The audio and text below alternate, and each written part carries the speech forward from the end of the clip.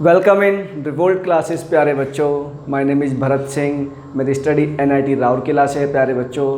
तो आज का हमारा जो टॉपिक होने वाला है वो होगा कोऑर्डिनेट ज्योमेट्री में पार्ट नंबर 7 और application of distance formula in quadrilateral. तो हम लोग शुरुआत करने से पहले वहीं प्रभु का नाम लेंगे। जय श्री कृष्णा, राधे राधे बच्चों।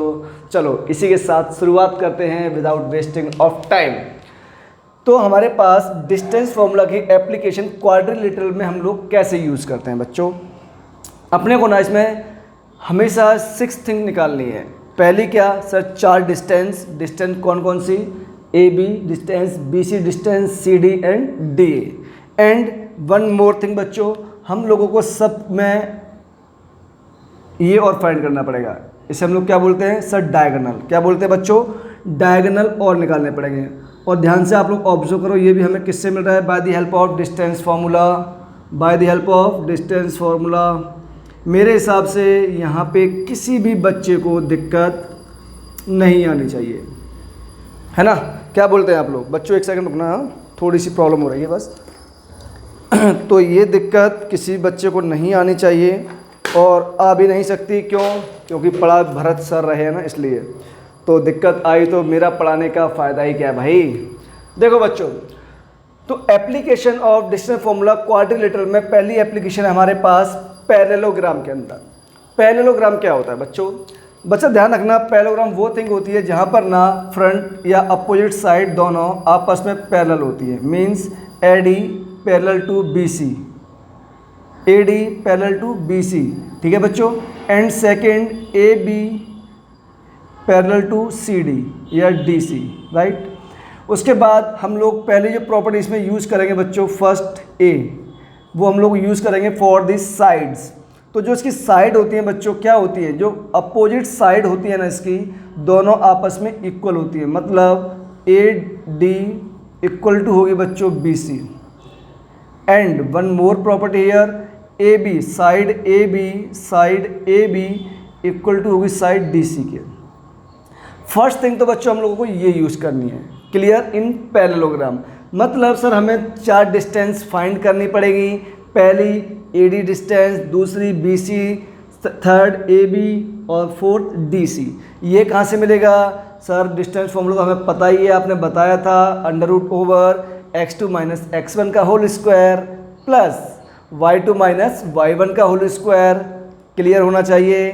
सर यहाँ तो कोऑर्डिनेट गिवन नहीं है, tension not, always coordinate exam में आपको गिवन होंगे। क्लियर बच्चों। आगे देखो, सेकंड प्रॉपर्टी इसमें अपने क्या यूज करें, डायगोनल प्रॉपर्टी। कौन सी, डायगोनल प्रॉपर्टी। इसमें बच्चों क्या होगा, जो डायगोनल होते हैं हमारे पास, वो इसके दोनों डायगोनल एक दूसरे को बच्चे इक्वल नहीं होते। मतलब डायगोनल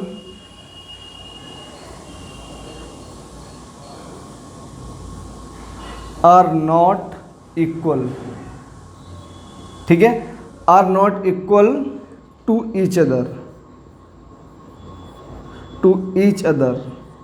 बट दे बाइसेक्ट्स। इसका मतलब क्या हुआ, इसका मतलब सर ये है मेरे पास कि जो डायगोनल AC है ना, जो डायगोनल AC है बच्चों, वो डायगोनल BD के इक्वल नहीं होगा, राइट।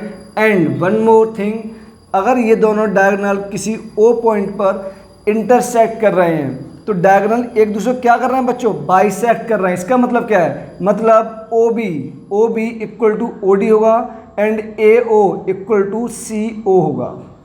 मीन्स जो O पॉइंट है हमारे पास, ये क्या काम करेगा सर, ये हमारे पास वर्क करेगा एज ए मिड पॉइंट। क्या वर्क करेगा sir, as a mid point. Is that clear, ठीक है बच्चों। तो मैं यहाँ से क्या ऐसा बोल सकता हूँ कि जो मेरे पास AO है वो इक्वल टू OC होगा, ठीक है बच्चों। एंड BO जो है मेरे पास बच्चों, वो इक्वल टू DO होगा या OD होगा, राइट। तो पैरेललोग्राम की प्रॉपर्टी फिनिश हुई। इन थिंग्स का यूज़ करना है अपने को बस। एग्जाम के लिए सर 4 साइड निकालनी पड़ेगी एंड 2 डायगोनल निकालने पड़ेंगे। इतना क्लियर। आगे देखो, नेक्स्ट प्रॉपर्टी है हमारे पास रेक्टेंगल। रेक्टेंगल क्या बोलता है बच्चों, आप रेक्टेंगल से बहुत अच्छे से वाकिफ़ हैं।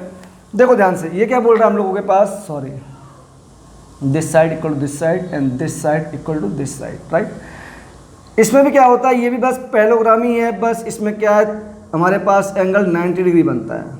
मीन्स सर अपोजिट साइड इसमें क्या होगी, पहली प्रॉपर्टी बोलो बच्चों, अपोजिट साइड इसमें क्या होगी sir, first A property, opposite side से इसमें होंगी equal, means A D equal to B C and A B बच्चों, A B equal to C D. Diagonal बोलो सर, जो डायगनल होंगे हमारे पास इसमें क्या होते हैं, डायगनल दोनों एक दूसरे के इक्वल होते हैं। Means A B, sorry not यहाँ, A C equal to B D diagonal, right. अगर ये किसी पॉइंट ओ पे इंटरसेक्ट कर रहे हैं बच्चों, तो ये भी एक दूसरे को बाइसेक्ट करते हैं। बात समझ में आई क्या, तो मैं यहाँ से ये भी बोल सकता हूँ A O equal to O C and B O equal to D O, right. Again वही 6 साइड निकालनी पड़ेगी। डोमिनेटिंग फैक्टर हमारे पास यही होगा। ये कब यूज़ करेंगे सर, ये तब यूज़ करेंगे जब अपने को x एंड y की वैल्यू निकालनी पड़ेगी by the help of diagonal. तो यहाँ से मिड पॉइंट मिलेगा, फिर यहाँ से सेकंड वैल्यू मिलेगी x और y की by the help of mid point formula. Clear है क्या, वो कहाँ से मिलेगा सर, सेक्शन फार्मूला। ये कहाँ मिलेगा, डिस्क्रिप्शन बॉक्स के अंदर लिंक मिलेगा, क्लिक करो जाके देखो। क्लियर है क्या बॉस, क्लियर हुआ। Next rhombus. रोम्बस क्या बोलता है, रोम्बस भी एक छोटा मोटा पैरेललोग्राम है बच्चों। इसमें भी क्या होता है हमारे पास, इसमें भी सर हमारे पास ना side A C parallel to A D होती है, sorry side A D parallel to B C, A D parallel to बच्चों B C and second thing A B parallel to D C, right. उसके बाद अपने काम का क्या है सर, हमारे काम का ये नहीं है, तो हमारे काम का ये है फर्स्ट प्रॉपर्टी। सर जो इसकी सारी साइड होगी ना वो इक्वल टू ईच अदर होती है, पहली प्रॉपर्टी तो ये। तो मतलब A B equal to B C equal to C D equal to D A, right बच्चों। सेकेंड प्रॉपर्टी हमेशा डायगोनल हमारा डोमिनेंट फैक्टर है इसके अंदर। सर अगर डायगोनल डोमिनेटिंग फैक्टर है तो वो क्या होगा इस बार बच्चों, इसके डायगोनल ना A C not equal to B D होते हैं, राइट। सर एक बात समझ में ये नहीं आ रही है, तो हम दोनों फ़र्क क्या रहा अभी बताऊंगा, थोड़ी देर रुक जाओ। उसके बाद ध्यान रखना बच्चों, जो इसके डायगोनल होते हैं एक दूसरे को 90 में बाइसेक्ट करते हैं, और ये भी एक दूसरे को क्या करते हैं, बाइसेक्ट करते हैं। Means A O equal to O C होगा। सेम वे में बच्चों B O equal to D O होगा। क्लियर है क्या। डोमिनेटिंग फैक्टर अपनी दो property, all side and diagonal, ये हमारे लिए डोमिनेटिंग प्रॉपर्टी होगी। मतलब हमें किसी भी थिंग्स को जो क्वाड्रिलेटरल के अंदर यूज होगी अपने को 6 साइड यूज़ करनी पड़ेंगी, राइट। 4 साइड निकालने के लिए एंड 2 डिस्टेंस यहाँ से निकालने के लिए, तो 6 डिस्टेंसेस यूज़ करनी पड़ेंगी, राइट बच्चों।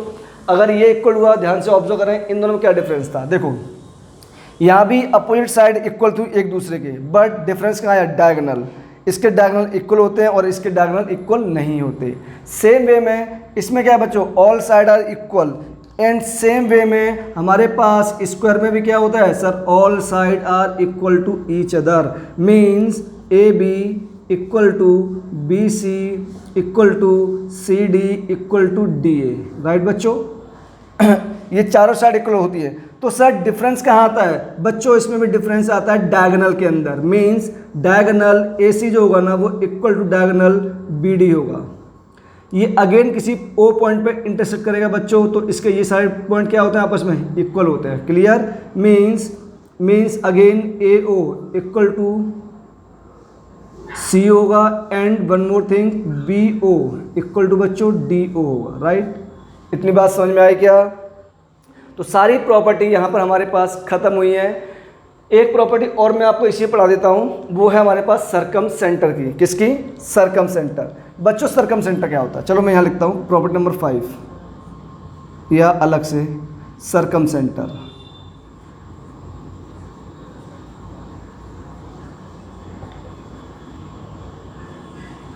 बस इसको याद कर लेना, ज़्यादा दिमाग मत लगाना, ठीक है। सर्कम सेंटर क्या होता है बच्चों, अगर मैं एक सर्कल बना दूँ, राइट, और इसके अंदर कोई ट्रायंगल फॉर्म कर दूँ, सपोज दैट ये इसका सेंटर है और यहाँ से ये डिस्टेंस सारी ट्रायंगल की इक्वल हो जाएगी। क्या हो जाएगी? इक्वल। मीन्स अगर मैंने कहा ट्रायंगल ए बी सी है मेरे पास, क्या है बच्चों? ट्रायंगल ए बी सी, और ये सब एक दूसरे को इंटरसेक्ट करते हैं ओ पर, तो सर्कम सेंटर मिलता कैसे है बच्चों? ये ना एक्चुअली में परपेंडिकुलर बाइसेक्टर होता है। किसका? इसका परपेंडिकुलर बाइसेक्टर, इसको अभी हटा दो, है ना, इसका perpendicular bisector and this side इसका परपेंडिकुलर, ठीक है बच्चों। तो ये जो पॉइंट हमें मिलेगा ये मिलता है परपेंडिकुलर बाइसेक्टर। मैंने कहा सपोज दैट ये पॉइंट मेरे पास अगर O है तो सर्कम सेंटर हमसे कहता है कि ये डिस्टेंस इक्वल टू ये डिस्टेंस होगी, इक्वल टू ये डिस्टेंस होगी। दैट इज मैं बोल सकता हूँ कि बच्चों यहाँ से क्या सर, ये कि distance AO equal to distance OC equal to distance OB। मतलब अगर मुझे किसी भी ट्रायंगल का सर्कम सेंटर फाइंड करना है तो बच्चों मुझे यहाँ से ना इसकी distance AO equal distance BO equal distance CO, इन दोनों को तीनों को इक्वल करना पड़ेगा। AO OC and OB, AO OC and OB, तीनों डिस्टेंस जैसे ही मैं इक्वल कर दूंगा तो मुझे यहाँ से कुछ इक्वेशन मिलेगी। ध्यान से देखो, यहाँ भी यूज़ ऑफ डिस्टेंस फार्मूला ही है। बात समझ में आई? तो डिस्टेंस फार्मूला का यूज़ बहुत ज़्यादा है। हम लोगों ने सेक्शन फार्मूला पढ़ेंगे, वहाँ भी डिस्टेंस फार्मूला यूज़ करके दिखाऊंगा मैं आपको बाद में। क्लियर है क्या बच्चों? तो इतना टॉपिक आज के लिए क्लियर हुआ। मेरे हिसाब से थ्योरेटिकल था बस। क्वेश्चन सीरीज़ में अलग वीडियो में बनाऊंगा, ठीक है बच्चों। नेक्स्ट टॉपिक हमारे पास होगा सेंट्रॉइड, वो भी यूज़ किसका होगा? एप्लीकेशन ऑफ सेक्शन फार्मूला, ठीक है बच्चों। तो आज के लिए इतना ही काफ़ी है। जय Shri Krishna, Radhe Radhe. Thank you so much for that beautiful class. आपको क्या करना है? लाइक, शेयर, सब्सक्राइब बहुत ध्यान से। तो थैंक यू बच्चों, फिर मुलाकात होगी आप लोगों से।